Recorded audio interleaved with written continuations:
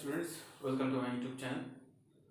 তো দেখো, আজকের যে টপিকটা তোমরা অলরেডি নাম দেখে ফেলেছো ভিডিওতে, পার্সেন্টেজ ভার্সেস পার্সেন্টেজ।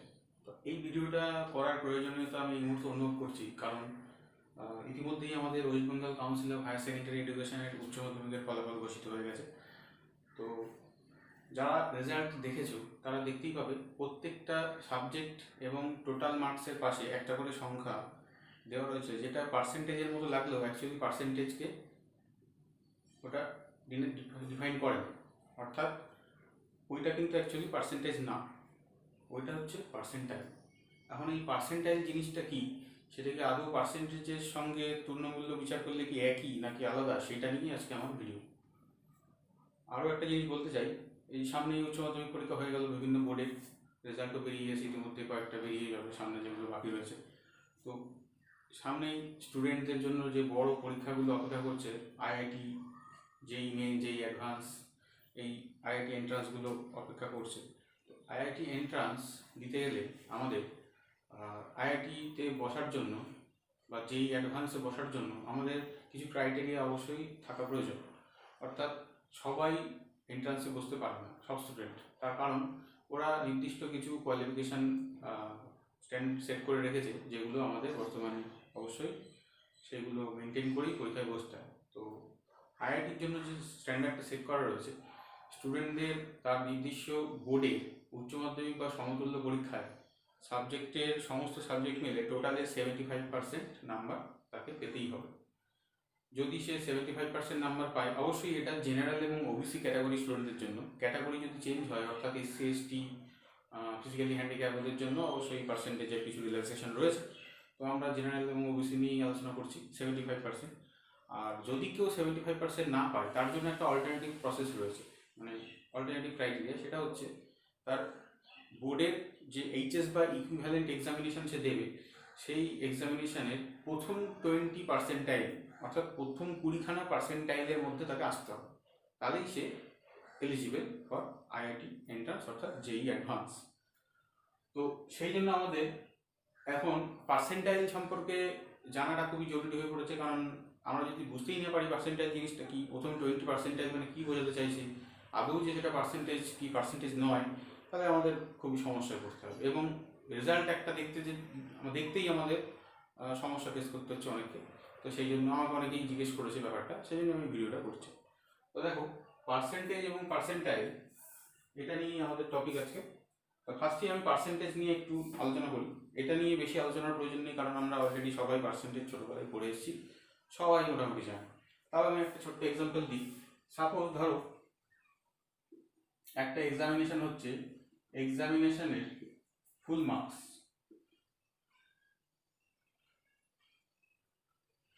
= 80। কোনো একটা ক্যান্ডিডেট, সাপোজ ধরো Amit,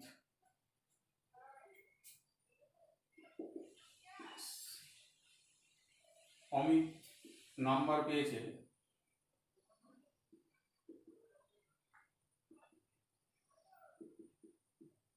72।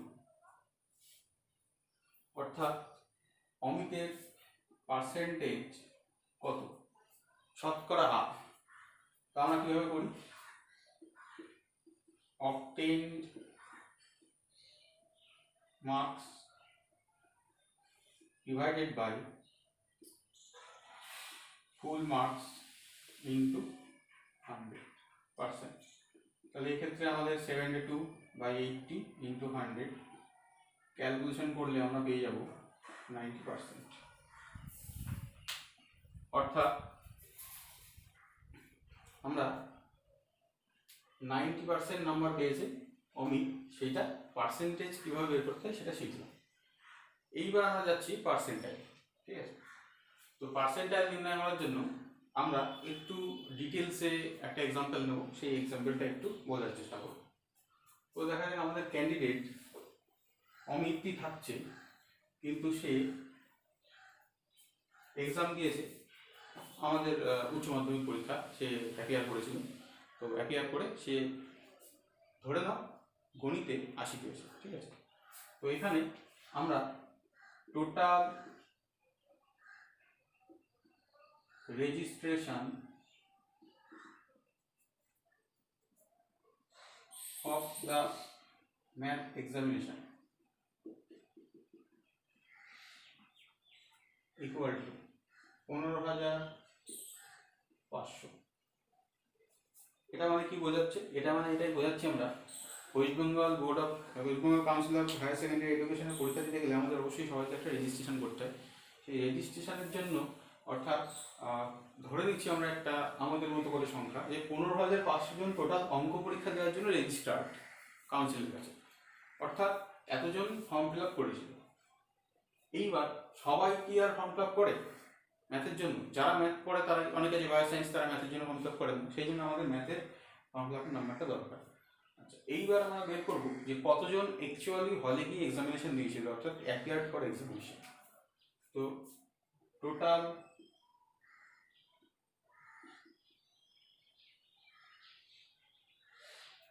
Appearance of the math exam ধরে নিচ্ছি 11,200 জন আমাদের ম্যাথ এক্সামিনেশন অ্যাপিয়ারেন্স ছিল, অর্থাৎ এতজন পরীক্ষার্থী পরীক্ষা দিয়েছে। এই সংখ্যাটা একটু বেশি নিলে বেটার হয়, ধরে নাও এটা 14,600 এতজন পরীক্ষার্থী পরীক্ষা দিয়েছে। এইবার অমিত scored 80 marks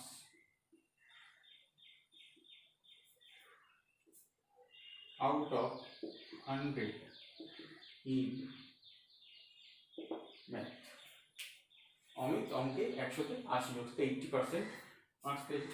তাহলে অমিতের পার্সেন্টেজ সমান 80%। পার্সেন্টেজ আমরা নির্ণয় করে ফেললাম যেহেতু 100 পরীক্ষা। আচ্ছা, এইবার আমাদের বের করতে হবে অমিতের পার্সেন্টাইল কত ম্যাথে, অর্থাৎ পার্সেন্টাইলকে অনেক সময় এই নামে প্রকাশ করা হয় সেন্টাইল, ঠিক আছে? Percentile of 80% marks equal to, দেখো পার্সেন্টাইল জিনিসটা কি সেইটা আগে বলে নিই, তারপর আমরা পার্সেন্টাইল বের করব। এই দেখো, এই যে অমিত 80% মার্কস পেয়েছে, তাহলে অমিত 100-তে 80 পেলে নিশ্চয়ই 81 থেকে 100 অব্দি আরও বহুত স্টুডেন্টস রয়েছে যারা পেয়েছে। এছাড়াও 0 থেকে 79 অব্দিও অনেক স্টুডেন্ট রয়েছে যারা নাম্বার পেয়েছে। তাহলে অমিত কতজনের থেকে বেশি নাম্বার পেয়েছে, অর্থাৎ 0 থেকে 79 অব্দি যতজন স্টুডেন্ট যে নাম্বার পেয়েছে তাদের সমস্ত স্টুডেন্টের মোট যে সংখ্যা, আমরা যদি ধরে নিই যে অমিতের থেকে কম নাম্বার পেয়েছে 11,200 জন, একটা এক্সাম্পল আমি নিচ্ছি, সেই 11,200 জনের থেকে তো অমিত এগিয়ে রয়েছে। তাহলে এই 11,200 জন অ্যাকচুয়ালি টোটাল অ্যাপিয়ার্ড স্টুডেন্টের কত পার্সেন্ট, সেইটাই হচ্ছে অমিতের এই মার্কসের পার্সেন্টাইল। তাহলে কি বোঝা গেল? পার্সেন্টাইল যখন আমরা নির্ণয় করব তখন আমরা খুঁজবো অমিতের থেকে কম নম্বর পেয়েছে এরকম ক্যান্ডিডেট কতগুলো। আমরা ধরে নিচ্ছি অমিতের থেকে কম নম্বর পেয়েছে 11,200 জন into 100 by total appeared student. আচ্ছা, এইবার আমরা এইটার ক্যালকুলেশন করব। ক্যালকুলেশন করে আমরা বের করব যে অ্যাকচুয়ালি এটা কত হচ্ছে। তাহলে আমরা এটাকে 146 দিয়ে 11200 কে ভাগ করি, 7 দিয়ে ভাগ দিলে 6 7 42 2 হাতে 4 7 14 98 102 8 10 7 98। আচ্ছা, একটা জিরো নেমে আসছে, 6 14 84 7 14 98 6 6 6 36 6 হাতে 3 6 14 84 3 87 7 10 7 0। আচ্ছা, 76 পয়েন্ট, আবার 7 দিয়ে যাবে 1022 18 পয়েন্টের জন্য 0 1 146। তাহলে দেখতেই পাচ্ছ 76.71 এইটা হচ্ছে অঙ্কের 80 নম্বরের পার্সেন্টাইল। তাহলে দেখলে পার্সেন্টেজের সঙ্গে কিন্তু পার্সেন্টাইলের কোনো সম্পর্ক নেই। অ্যাকচুয়ালি সম্পর্ক নেই বলা ভুল, সম্পর্কটা একটু পরোক্ষভাবে রয়েছে, যে সে ওই পার্সেন্টেজ নাম্বারটা পেয়েছে তার থেকে কতজন আরও নিচে নাম্বার পেয়েছে সেটাই হচ্ছে তার পার্সেন্টাইল। এইবার এইটাকে যদি আমরা অমিতের ফিজিক্সের কথা ভাবি, যে অমিত ফিজিক্সে নাম্বার পেয়েছে, যে অমিতের scored in physics is 75, তাহলে নিশ্চয়ই ও 75% নাম্বার পেয়েছে, 100-এর মধ্যে 75। তাহলে অমিতের 75 নম্বরের পার্সেন্টাইল যখন নির্ণয় করতে হবে, আমাদের বের করতে হবে 75-এর থেকে কম নাম্বার পেয়েছে কতজন ক্যান্ডিডেট। তার মানে 14,600 থেকে নিশ্চয়ই কিছু কম ক্যান্ডিডেট ওই 75-এর নিচে পেয়েছে। আমরা যদি ধরে নিই যে 75-এর নিচে ক্যান্ডিডেট পেয়েছে 10,750 জন, তাহলে 10,750 জন ইন্টু 100 বাই অ্যাপিয়ার্ড স্টুডেন্ট 14,600, এইটাকে যদি আমরা ক্যালকুলেশন করি তাহলে একটা সংখ্যা পাবো, যেটা হবে এই 75-এর পার্সেন্টাইল। তোমরা ক্যালকুলেশন করে দেখে নিতেই পারো কত বেরোচ্ছে। তো এখানে দেখো আমরা কিন্তু সবাই এই যে সংখ্যাগুলো অ্যাপিয়ার্ড স্টুডেন্ট, রেজিস্ট্রেশন স্টুডেন্ট কতজন থেকে কম পেয়েছে, এগুলো আমরা কি একটা অ্যাজাম্পশন করে দিচ্ছি। তবে আমাদের যে বোর্ডে বা কাউন্সিলের পরীক্ষাগুলো হচ্ছে সেখানে নিশ্চয়ই 6 লাখ 7 লাখ 10 লাখ ক্যান্ডিডেট পরীক্ষা দিচ্ছে, তাদের মধ্যে থেকে কয়েক লক্ষ স্টুডেন্ট একটা পার্টিকুলার স্টুডেন্টের থেকে কম নাম্বার পাচ্ছে, তাহলে সেই নাম্বারের সাপেক্ষে ক্যালকুলেশন করলেই আমাদের পার্সেন্টাইলগুলো চলে আসছে, সেটাই ওখানে রেজাল্টে দেওয়া যাচ্ছে। আচ্ছা, এরপরে আমরা আসি টোটাল মার্কস, অর্থাৎ একটা ওয়েস্ট বেঙ্গলের কাউন্সিলের ক্যান্ডিডেট এইচএসে যদি 500-র মধ্যে 450 পায়, তাহলে তার পার্সেন্টেজ কত? সে 95% নাম্বার পেল, তাহলে তার পার্সেন্টাইল কত? তার মানে আমাদের এইটাকে যদি একটু অ্যাকুরেটলি করতে হয়, আমরা ধরে নিচ্ছি total registration of the HS examination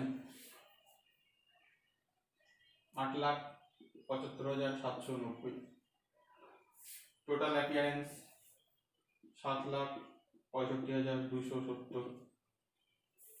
আচ্ছা, অমিত স্কোর্ড, অমিতই ধরে নিচ্ছি 450 marks out of 500 in HS, তাহলে পার্সেন্টেজ এখানে হয়ে যাচ্ছে 95। এইবার যদি পার্সেন্টাইল অফ 95% আমরা নির্ণয় করতে যাই, তাহলে আমাদের এখানে সংখ্যাগুলো কী কী আসবে? অবশ্যই আমি ক্যালকুলেশন করে দেখাবো না, আমি জাস্ট পাঠিয়ে দিচ্ছি ব্যাপারগুলো। দেখো, অমিত 95% পেয়েছে, তাহলে 7,65,270-এর মধ্যে আমি যদি ধরে নিই যে এরকম ধরে নিই যে 6,95,788 জন অমিতের থেকে কম নম্বর পেয়েছে, into 100 by total appeared candidate. এইটা ক্যালকুলেশন করলেই আমরা পেয়ে যাব অ্যাকচুয়ালি অমিতের টোটাল মার্কসের পার্সেন্টাইল কত। আচ্ছা, এরপরে আমরা যাচ্ছি লাস্ট একটা ছোট্ট টপিক, সেটা হচ্ছে ওই যে 20খানা পার্সেন্টাইলের মধ্যে আসতে হবে সেই ব্যাপারটা নিয়ে। তো এটার জন্য আমি একটা এক্সাম্পল নিতে চাই, এক্সাম্পলটা একটু দেখা যাক। মনে করো একটা পরীক্ষা হলো, যে কোনো একটা এক্সামিনেশন 100-এ পরীক্ষা হয়েছে, কোশ্চেন খুব টাফ, অর্থাৎ 100-তে যে ছেলেটা টপ করেছে সেই হয়েছে 68। এটা হচ্ছে মার্কস অফ দ্য টপার।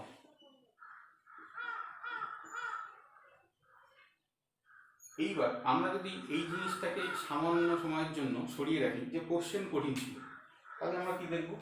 রেজাল্টটা দেখলেই বুঝতে পারবো হামুড়ি কিছু রেজাল্ট তো করেনি, তাও টপার হয়ে যাবে।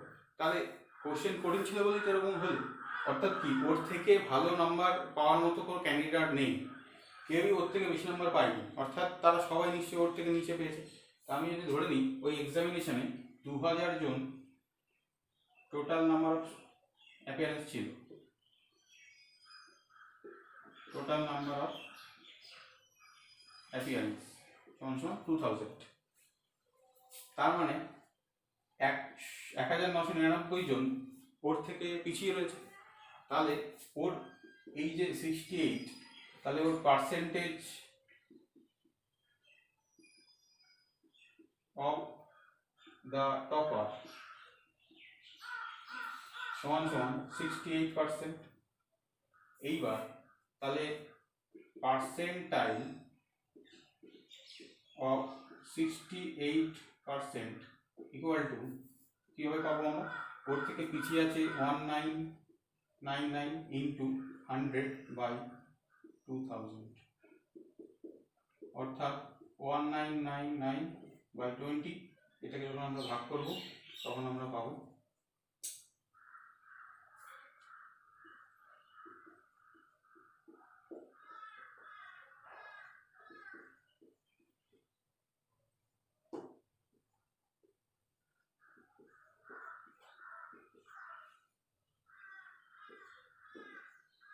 অর্থাৎ 99.95 হয়ে যাবে ওর পার্সেন্টাইল, যেখানে ওর পার্সেন্টেজ কোথায় ছিল 68%।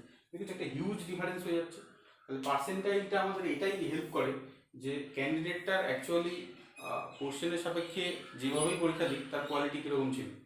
তার যদি পার্সেন্টাইল খুব হাই হয়, অর্থাৎ সে কম নাম্বার পেলেও সে কিন্তু প্রথম সারির একটা স্টুডেন্ট, সেরকমই। তাহলে এই যে 68, এরপরে আমি যদি ধরে নিই 68-র পরে যে সেকেন্ড হয়েছে তার নাম্বার হয়তো 67, তারপরটা হয়তো 65, তারপরটা 64, তারপরটা 62, তারপরটা 61, তারপরটা 60, এরকম করতে করতে আমি পাবো। এখানে হয়তো হতেই পারে 66 কেউ পাইনি, 63 কেউ পাইনি, এরকম করে টোটাল 20খানা নাম্বার আমি যখন পৌঁছাবো, তাহলে 20খানা নাম্বারের জন্য আমরা 20খানা পার্সেন্টাইল পাবো।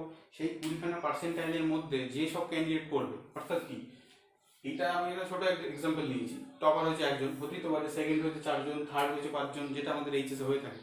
তাহলে একটা বড় যখন পরীক্ষা হচ্ছে এইচএসে, 7 লাখ 8 লাখ স্টুডেন্ট যখন পরীক্ষা দিচ্ছে, টপার হয়তো একজন হচ্ছে, কিন্তু পরে যে আরও 19খানা পার্সেন্টাইল আমরা নির্ণয় করছি, দেখতেই পাচ্ছি যে 10 জন, 15 জন, 20 জন, 50 জন করে করে একটা নাম্বারের মধ্যে স্টুডেন্ট রয়েছে, অর্থাৎ একই নাম্বার পেয়েছে 50 জন, 60 জন। তাহলে সেক্ষেত্রে ওই 20খানা পার্সেন্টাইলের মধ্যে বহুত ক্যান্ডিডেট চলে আসবে, সেই সবার চান্স হয়ে যাবে আইআইটি এন্ট্রান্সে বসার জন্য, অর্থাৎ জেইই অ্যাডভান্স। তাহলে আমরা বুঝতে পারলাম আইদার তাকে 75% নাম্বার পেতে হবে, সে যদি জেনারেল বা ওবিসি ক্যাটাগরি হয়, অথবা তাকে এই প্রথম 20খানা পার্সেন্টাইলের মধ্যে তার মার্কসকে অবশ্যই ইনক্লুড থাকতে হবে, তবেই সে আইআইটিতে পরীক্ষায় বসতে পারবে। আচ্ছা, তাহলে এই পার্সেন্টাইল এবং পার্সেন্টেজের যে তুল্যমূল্য আলোচনা কেন লাগবে সেগুলো আমরা মোটামুটি বুঝতে পারলাম। এছাড়াও পার্সেন্টাইল আরও বিভিন্ন জায়গায় প্রয়োগ হয়, যেমন আমরা ইন্টারনেট সবাই ইউজ করি, তো ইন্টারনেট আমাদের যারা প্রোভাইড করে তাদেরকে বলা হয় ইন্টারনেট সার্ভিস প্রোভাইডার, আইএসপি। তো ইন্টারনেট সার্ভিস প্রোভাইডাররা অবশ্যই আমাদের বিনামূল্যে ইন্টারনেট দেয় না, তার জন্য আমাদের কাছে কিছু মূল্য ধার্য করে। সেই মূল্য ধার্য হিসাবে তারা একটা নির্দিষ্ট ক্যালকুলেশন করে। সেই ক্যালকুলেশনটা যেভাবে হয় সেটা হচ্ছে ইন্টারনেটের ব্যান্ডউইথের উপরে। এই ব্যান্ডউইথটার ক্যালকুলেশন হয় পার্সেন্টাইলের উপরে। এই পার্সেন্টাইল কে কীরকম ইউজ করছে সেই অনুযায়ী ক্যালকুলেশন করে সমস্ত যে ইউজার্স রয়েছে তাদেরকে আইএসপি একটা ফেয়ার মানি চার্জ করে, অর্থাৎ কারো খুব বেশি হবে না, কারো খুব কম হবে না। এই ক্যালকুলেশনের জন্য তারা পার্সেন্টাইল প্রসেসটাকে ইউজ করে। এছাড়া আমরা কোনো ডাক্তারের কাছে যদি যাই, ডাক্তারকে অবশ্যই ধরে নাও যে চাইল্ড স্পেশালিস্ট, তাহলে সেই চাইল্ড স্পেশালিস্ট অবশ্যই একটা শিশুর গ্রোথকে ক্যালকুলেট করবে যে সে গ্রোথ তারা ঠিকঠাক হচ্ছে কিনা, তার সে কীভাবে তার গ্রোথ মাপবে। অবশ্যই আমাদের কিছু ন্যাশনাল আর ইন্টারন্যাশনাল স্ট্যান্ডার্ডস রয়েছে, যেখানে ওই স্ট্যান্ডার্ডসের সাপেক্ষে এই শিশুটির গ্রোথ ঠিকঠাক হচ্ছে কিনা, অর্থাৎ হাইট ওয়েট মেনটেন করে সে বাড়ছে কিনা, সেইটা ট্যালি করার জন্য সে পার্সেন্টাইলে ইউজ করে। তাহলে এছাড়া আরও বহু জায়গায় পার্সেন্টাইল ইউজ হয়। এটা একটা স্ট্যাটিস্টিক্যাল প্রসেস অফ ডেটা, যাকে আমরা ইউজ করে বিভিন্ন তুলনামূল্য আলোচনা করতে হেল্প পায়। তো আজকের ভিডিও অবধি থাকছে, এরপরে আবার এরকম ধরনের কোনো ভিডিও প্রয়োজনীয়তা হলে আমি অবশ্যই এই ভিডিও আপলোড করবো। ততক্ষণের জন্য বাই বাই।